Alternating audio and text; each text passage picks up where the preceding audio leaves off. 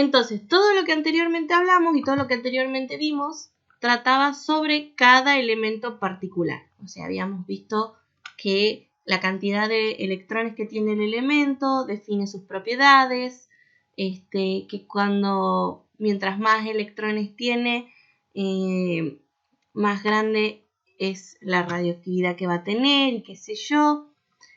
O sea, habíamos estado trabajando elemento por elemento. ¿Se acuerdan en la tarea 1 que habíamos visto que tenían que poner el elemento, el símbolo, el número protón, el número electrón, la configuración electrónica? Y eso fue lo que habíamos visto hasta ese momento, ¿no?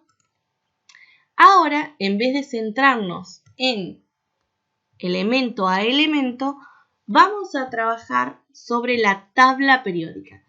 Que la tabla periódica es como la referencia donde uno puede encontrar todos los elementos que existen y que no existen, que son creados por el hombre y se supone que van a existir.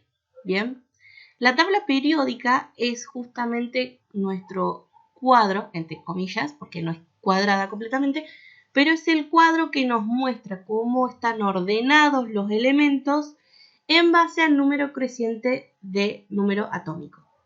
Fíjense que, si están en el directo, arranca desde el hidrógeno, que tiene número atómico 1, hasta el helio, que tiene número atómico 2, y así empiezan a ordenarse en orden creciente. Pero fíjense que hay espacios vacíos, desde el hidrógeno, que tiene el número atómico 1, hasta el helio, que tiene el número atómico 2, hay todo un espacio que queda vacío. Entonces lo que vamos a averiguar es cómo se acomoda la tabla, por qué y qué características tiene la tabla periódica dentro de esta unidad. ¿Sí? Que la tabla periódica es uno de los mejores machetes que tiene la química, y si nosotros esto lo hubiéramos tenido en el aula, les hubiera mostrado todas las particularidades que tiene una tabla periódica impresa, donde básicamente tienen un resumen de lo que es toda la materia que iban a tener en tercer año. Todo machete que ustedes necesitaran en tercer año está dentro de la tabla periódica. Por eso era fascinante. Pero bueno, como no trabajamos con la tabla periódica impresa, esta que tenemos acá nos va a servir bastante. Fíjense que dentro de la tabla periódica hay dos grandes grupos. Ustedes tienen los metales y los no metales. ¿Ven que cuando yo pongo el cursor, están pudiendo ver bien el directo? ¿Les carga bien? Les pregunto porque yo por ahí estoy como arrancada y no sé si ustedes me están pudiendo ver en el directo. ¿Pueden ver bien? Ah, sí, hay 5 espectadores. 2, 4, 5. Buenísimo. Fíjense que los dos grandes grupos que acá dice la tabla periódica son los metales y los no metales. Y bueno, esta en particular tiene los semimetales, que son los metales de transición, que son aquellos que se pueden comportar como metal o como no metal, según con qué se los combine. Pero fíjense que la cantidad de metales, ven todos los que tienen con color, es increíblemente mayor a los no metales, que son un grupo chiquitito de la otra esquina. ¿Ven? Y eso es porque los metales tienen características particulares que los vuelven metales. Por ejemplo, si piensan en los metales que ustedes conocen, el hierro, el oro, el cromo, bueno, no sé si alguna vez alguno ha visto cromo, pero bueno, el cromo, el mercurio. Cuando yo les hablo de metales, ¿ustedes qué es lo primero que se les viene a la cabeza? ¿Para qué usan los metales ustedes?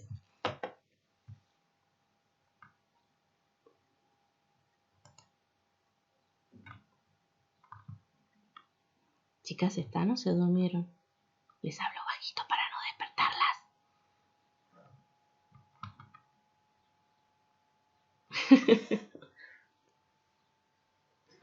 Máquinas, perfecto. Pero, ¿cuál es la característica que tienen los metales? Que ustedes ven que dicen, eso es un metal. Y a ustedes le preguntan, ¿por qué? Y porque, mirá, es así. ¿Qué característica tiene el metal? O la característica que ustedes dicen, eso es un metal porque es metal. Su aspecto. ¿Puede ser?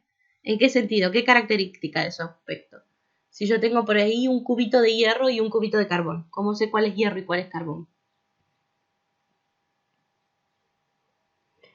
Puede ser por su composición, pero el color, bien. ¿Qué característica tiene el color de los metales? ¿Cuál es el color de los metales? ¿Qué tan brillante? ¿Es plateado? Perfecto. Cuando uno ve un metal, lo primero que piensa es en algo brillante, ¿o no? Cuando uno se pone un anillo de oro, era re topísima, tenía anillo de oro.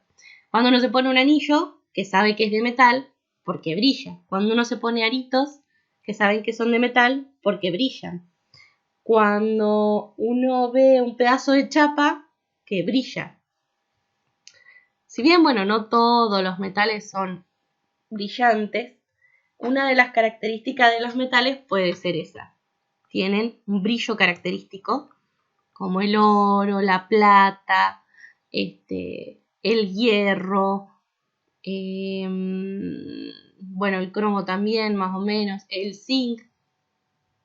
Y los no metales, ¿cómo saben ustedes que algo no es un no metal? Por ejemplo, un no metal es el carbono o el yodo. Claro, pero el yodo es un poquitito difícil de visualizarlo porque cuando ustedes ven yodo, en realidad no ven yodo, ven otra cosa. Pero por ejemplo, miren, los no metales más comunes son el nitrógeno, el oxígeno y el flúor, pongámosle, ¿no? ¿Dónde, entre comillas, ven ustedes nitrógeno y oxígeno?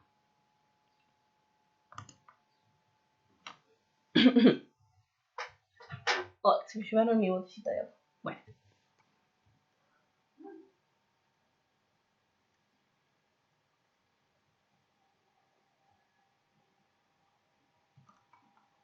Generalmente, cuando nosotros hablamos de no metales, la mayoría son gaseosos. El nitrógeno está en el aire, es gaseoso. El oxígeno es gaseoso, exacto. Muy bien, Juli. Son gases. Y, por ejemplo, los que están acá, estos que los voy a marcar acá, los gases nobles, son los gases que, bueno, aparte de ser nobles, porque ya habíamos hablado de que tienen 8 electrones en su última órbita, que fue lo que habíamos dicho la clase pasada, son, miren qué bonita la imagen está acá, son gases que brillan.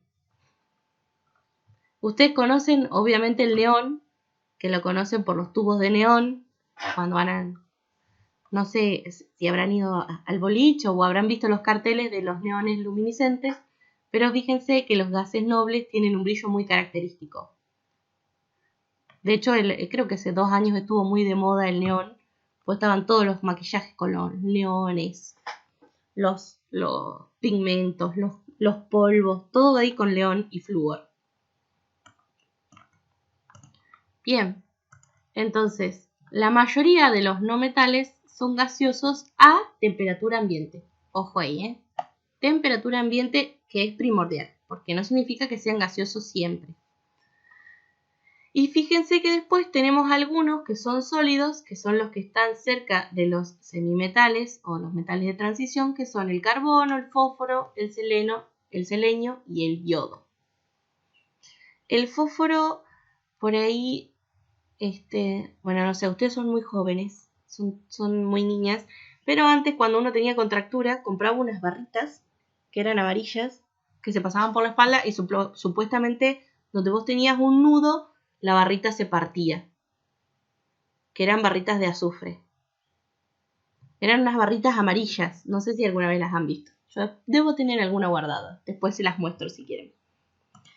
Que decía, exacto, muy bien, Diana, que yo la verdad que nunca entendí si realmente, qué tiempos, yo nunca entendí si realmente funcionaba porque la verdad que no entiendo la acción del azufre, o sea, entiendo que el azufre explote cuando hay como una bolsita de aire, pero no sé si realmente descontractura eso, es como, me deja mis dudas como química, pero tendría que ponerme con los cigarrillos, dicen que también funciona. Claro, uno compraba la barrita y se la pasaba por la espalda. Y donde se reventaba la barrita, o sea, donde se rompía la barrita, era como que estabas contracturado. Y te tenían que hacer masajes donde se había reventado la barrita. Claro, para saber dónde está el nudo. Con el cono. Ah, no, eso ya es alta tecnología. ¿Cómo funciona lo del cono de papel?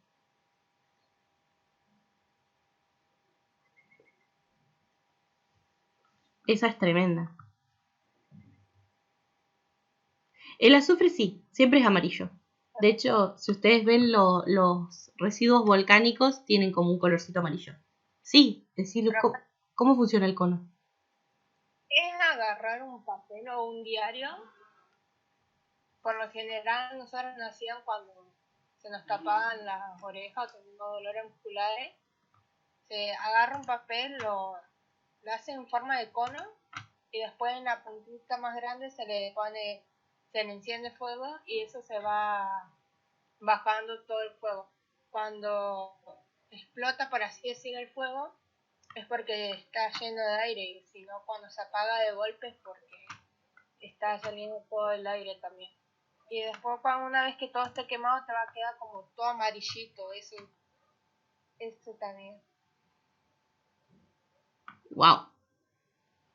Eso, a nosotros, mi abuela lo hace casi siempre, mi tía también lo hace. No sé, no, nunca lo hice, pero re loco, tendría que probarlo. Mira, ahí para las que preguntaban si siempre es amarillo, tiene un colorcito amarillo limón, el azufre. Ahí les puse en el coso. Que no se te escape el fuego. Claro, que no se les vaya a caer fuego encima, chicos. Es más seguro el azufre si vamos al caso entonces. Por lo menos no hay que jugar con fuego. Ahí les puse en esta tabla interactiva, ¿se acuerdan que teníamos? Que si ustedes tocan el elemento pueden saber cuáles son las características principales. Y bueno, ahí se ve una fotito de cómo se ve el azufre. Amarillito limón, como ustedes decían. Igual fíjense que el azufre puro es un poquitito más brillante que el que veían en las barritas, porque no es azufre puro el de las barritas. Después, por ejemplo, tenemos el fósforo, que el fósforo ustedes lo conocen porque ¿qué tiene fósforo? Los fósforos. Los fósforos tienen fósforo. Y obviamente, como ustedes sabrán, que el fósforo es inflamable. Si no, no serviría como fósforo. Bien. Entonces, en realidad todo esto de ver elemento por elemento es para averiguar más o menos qué simboliza esto dentro de la tabla, ¿no? Nosotros tenemos la tabla periódica que lo que nos hace es ordenarnos. Ustedes pueden, por medio de la tabla periódica, ordenarse y encontrar elementos, no por ahí, ni por el nombre, ni por, qué sé yo, por el número atómico, sino por sus propiedades. Por ejemplo, si yo quiero saber un metal, o sea, si yo quiero elegir un elemento que sea metal, simplemente veo en la parte de la tabla periódica donde habla de los metales y elijo un metal. Si yo quiero elegir un no metal, voy a la tabla periódica y elijo un no metal, que son los que quedan seleccionados ahí. Y dentro de las dos grandes categorías, que son metal y no metal, tienen pequeñas categorías que pueden ser, por ejemplo, metales de transición, que son los del medio, actínidos, lantánidos, alcalinos térreos, alcalinos, metal del bloque P, que bueno, estos yo los conozco como metaloide también, pero bueno, no importa. Y dentro de los no metales tienen los gases nobles y los no metales, que en realidad acá sería no metal y gases nobles nada más. Cada uno de estos subgrupos que tienen metal y no metal tienen propiedades específicas. Por ejemplo, si ustedes van a los gases nobles, les va a decir que los gases nobles tienen todos, que fíjense que esto es muy importante, todos los elementos que están dentro de una misma categoría obviamente tienen características muy similares o propiedades muy similares. Por ejemplo, acá les dice, bajo condiciones normales son gases monoatómicos, inodoros, incoloros y presentan una reactividad química muy baja y bla, bla, bla, bla, bla.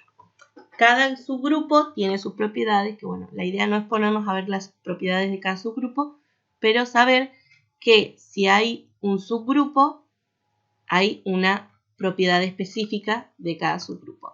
Que esto lo pueden asociar como directamente, no sé, yo antes lo decía, por ejemplo, con un supermercado. Dentro del supermercado ustedes tienen todos los productos. Cada producto es un elemento. Pero si ustedes van al supermercado, obviamente que tienen dos subgrupos muy grandes, que son el subgrupo de los fríos, que están todos en la heladera, y el subgrupo de los que están a temperatura ambiente, que son los subgrupos de las góndolas. Dentro de cada subgrupo, ustedes tienen otros grupos menores. Por ejemplo, dentro de las góndolas ustedes pueden encontrar productos de limpieza, productos de bazar y, no sé, productos de cotillón. Y dentro de las heladeras ustedes pueden encontrar lácteos y productos envasados. Entonces, esto es lo mismo que un supermercado, pero de elementos químicos. Ustedes tienen dos grupos grandes, metal, no metal, y subgrupos que tienen las mismas propiedades, aparte de tener las propiedades de ser metal o no metal. O sea, si nosotros nos ponemos a pensar, como por ejemplo, que los no metales van a ser mi grupo de la heladera, bien, todos los productos que están dentro de una heladera o todos los productos que están en las góndolas que tienen heladera son no metales. Pero dentro de las góndolas que tienen heladera tienen los gases nobles, que pueden ser los lácteos, y tienen los productos envasados, que van a ser los otros no metales. Entonces, si bien todos están dentro de la heladera, algunos tienen unas propiedades específicas según si son gases nobles o si son no metales. O sea, según si son lácteos o si son envasados. Por ejemplo, envasado, no sé, milanesas de soja, qué sé yo. Entonces, nuestro supermercado, que es nuestra tabla periódica, nos sirve a nosotros para identificar elementos en base a las propiedades específicas que va a tener. ¿Sí? Por ejemplo, si a mí me dan un elemento cualquiera, pero no me dicen, qué sé yo, el número atómico, el número másico, que era con lo que veníamos trabajando hasta ahora, pero nos dicen, y mira, ese elemento es sólido, bien, digo yo, listo, es sólido. Fíjense que acá nosotros en nuestra tabla tenemos los que son sólidos, que son los que están en negrito. Bien, listo. Ya, esto es como el juego del quién soy. Bajo todas las tarjetitas que no sean sólidas. Listo, es sólido. Es sólido y es un metal de transición. Entonces yo vengo acá y digo, bueno, dentro de mis metales de transición, fíjense que hay los RF, son desconocidos, son los grisecitos. Y el mercurio es líquido. O sea que ya bajé un montón de elementos. Y aparece un concepto más, que son el grupo y el periodo. Fíjense que acá arriba hay numeritos, ¿ven? Acá y acá. Ay. Bueno, no se puede seleccionar. Fíjense que acá dice 1, 2, 3, 4, 5, 6, 7 y acá tienen 1, 2, 3 hasta el 18. Los grupos y los periodos... Uy, fíjense, 2 segundos. Ahí. Acá. Los grupos y los periodos son como las referencias. ¿Ustedes se acuerdan, por ejemplo, jugó alguna vez a la batalla naval? ¿O ha jugado al ajedrez? Pero, bueno, no, al ajedrez no, porque es un poco más complicado.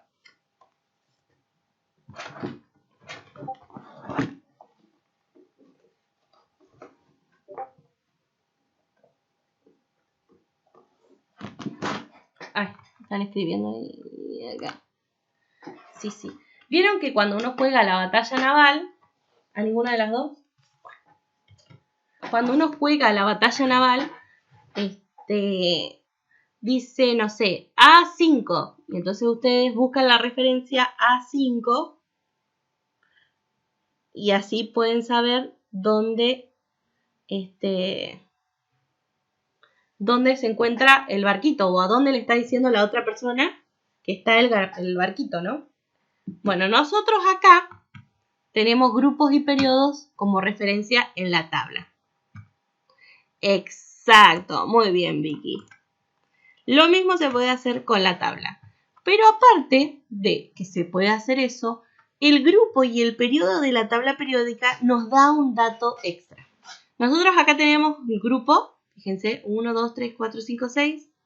Y el periodo, grupos son del 1 al 7 y el periodo del 1 al 18. ¿Sí? Que esto en realidad también nos da un detalle más. A nosotros, los grupos y los periodos, nos ayudan a no solo a identificar el elemento, sino que nos van a decir también un dato sobre su configuración electrónica. ¿No se escucha? ¿Hola? ¿Hola, hola?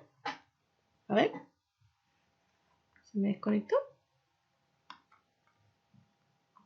Ajá. A ver. Acá. Acá.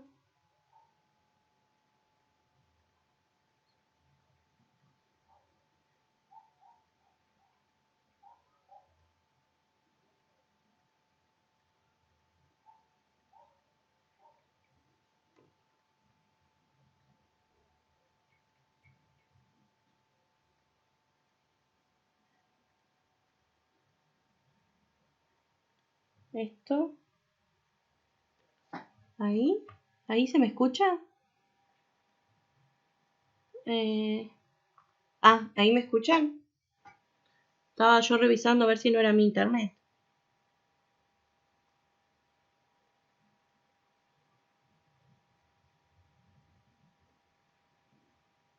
Después, ¿ha vuelto ahí? No encontraba. Qué lástima que no tenemos ahí en presencia. Tengo unas tarjetitas que tienen todos los elementos. Pero bueno.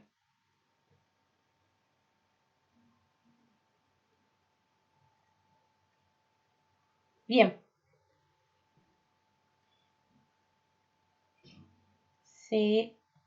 ¿Ya se volvió? ¿Ya me escuchan bien?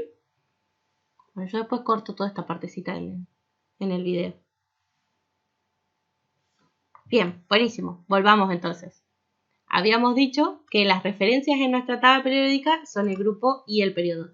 Pero aparte, el grupo y el periodo dentro de nuestra configuración, o sea, de nuestra tabla, nos da una referencia más. Nos habla sobre la configuración electrónica. Cada grupo y cada periodo nos dice algo sobre la configuración electrónica. Por ejemplo, fijémonos acá, vamos a agarrar el sodio. Grupo 1, periodo 3, ¿no? Fíjense que tiene que tener acá la configuración electrónica. Bueno, ¿a dónde está? No nos pone acá de referencia la configuración electrónica. A ver si ponemos electrones. A ver. Acá está. Fíjense que la configuración electrónica del sodio, que es el que pusimos acá, grupo 3, grupo 1, periodo 3. Que la profe está terrible. Fíjense que termina en 3S1. Y si yo agarro la del aluminio, que es grupo 13, periodo 3, fíjense que termina en 3P1, 3S2. ¿Ven que el 3 y el 3 se repite? Incluso si yo agarro el fósforo, sigue siendo 3, 3P, 3S. Si yo agarro el cloro, sigue siendo 3P, 3S. Y van a ver que todos los que estén en el periodo 3 terminan en el periodo 3, que es el 3S. Entonces, si por ejemplo a mí me dan la configuración electrónica de un elemento y yo quiero saber qué elemento es, yo puedo agarrar y buscar en referencia en la tabla periódica para saber qué elemento es solo con la terminación de su configuración electrónica. Por ejemplo, miren, fíjense el rubidio. El rubidio está en el periodo 5, entonces tiene 5s. Y fíjense que tiene un electrón en su última órbita y por eso está en el grupo 1. Si vamos al estroncio, sigue estando en el periodo 5 porque tiene el 5, pero ahora está en el grupo 2 porque fíjense que tiene 2 electrones. Si vamos al iritrio, ahora tenemos 3 electrones. Entonces, profe, ¿puede decir de vuelta lo que dijo? Digo de vuelta entonces.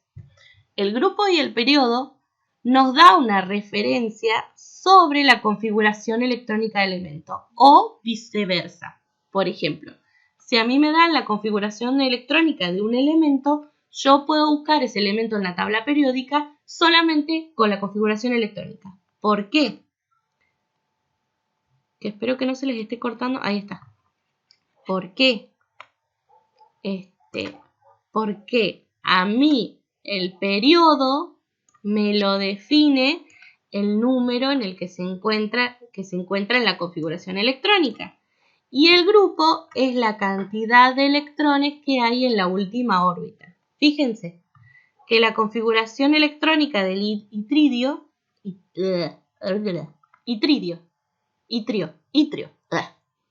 hay uno que se llama itridio también. La configuración electrónica del itrio, por ejemplo, es desde el criptón para abajo, para arriba en realidad, y va 5s2, 4d1. O sea que la cantidad de electrones que hay en su última órbita son 2 más 1, 3. Fíjense que el itridio se encuentra en el grupo 3. Y después, si tenemos que saber en qué periodo está en el periodo 5. ¿Por qué? Porque su último nivel de energía se encuentra en el periodo 5. Fíjense que es 5s2. No es 4 porque no es el último, porque después del 4 va el 5. ¿Ven? Profe, Sí. entonces el número grande nos indica lo que está en horizontal y el número chiquito lo que está en vertical. A ver, para. El número grande, lo que está en horizontal, sí. El número chiquito no es que serán los números chiquitos, porque a veces los van a tener que sumar. Pero sí, se puede usar como esa referencia. Porque fíjense que acá ya, por ejemplo, agarremos en el rodio. Fíjense que ustedes tienen 4d8, 5s1. Entonces tiene que hacer 8 más 1, 9. Y entonces ahí les da el grupo 9. ¿Ven? Pero sí, más o menos es así.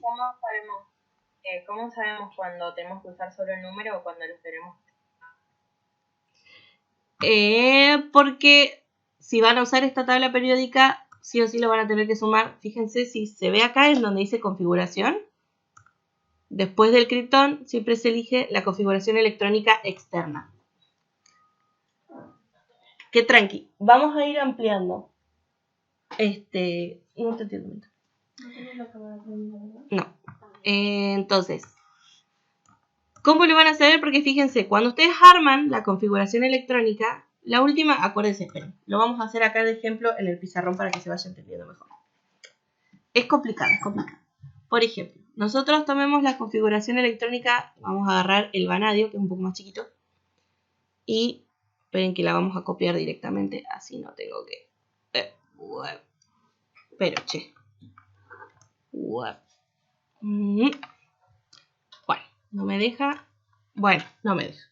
1s2, 2s2, hasta 3d3. Vamos a copiarla acá.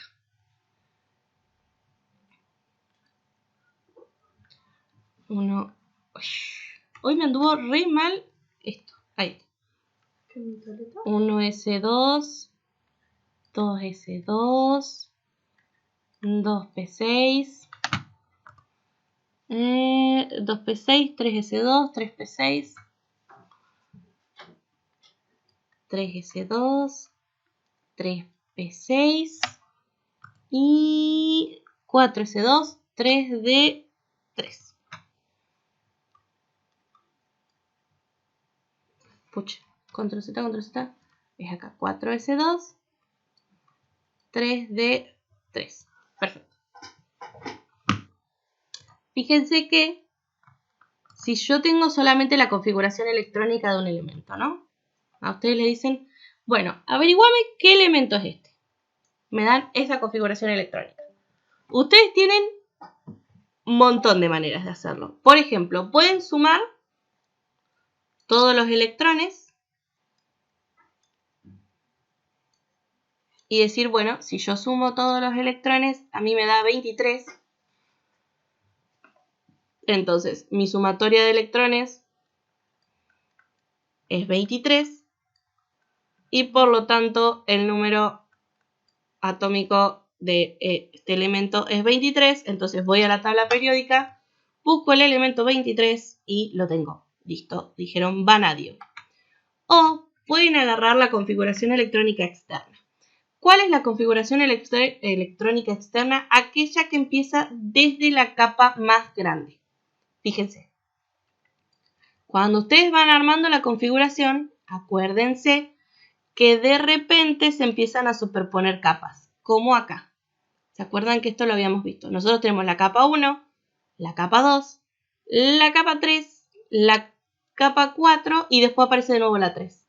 Entonces, si yo tuviera que preguntarme cuál es la configuración electrónica externa, yo corto en la capa más grande. Entonces digo, mi configuración electrónica externa es 4s2, 3d3.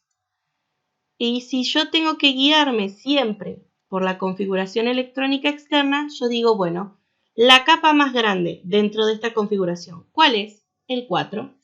Listo, entonces yo tengo periodo 4. ¿Y cuántos electrones hay en esta capa externa? O sea, en esta configuración electrónica externa. 2 más 3. Entonces yo sé que esto es grupo 5. Y yo vengo acá y me fijo periodo 4, grupo 5 y encontré mi elemento, que en este caso es el vanadio. ¿Lo entendieron más o menos? Deje el enlace del canal donde subo los videos de mi clase en internet. Anda muy mal, el directo se me traba, se pone todo bien. Ok, Luciana, no hay ningún problema. El canal está en los mensajes fijados del canal general. Pero de todos modos voy a ver si les dejo acá también el enlace. Más o menos de lo que van escuchando, ¿lo entienden? Porque si no, pausamos acá también. Y las dejo después que vean tranquilas el video y se fijen si se entiende o no se entiende. Pero más o menos de lo que fueron escuchando. Con lo que llevamos hasta ahora. Exacto. Toman desde el más grande hasta el final.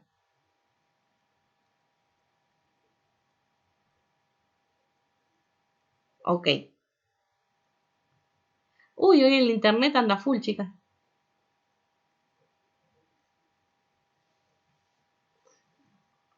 Bueno, entonces esperen, pausa la grabación de la clase acá y no vamos a seguir explicando porque si les están dando tan mal,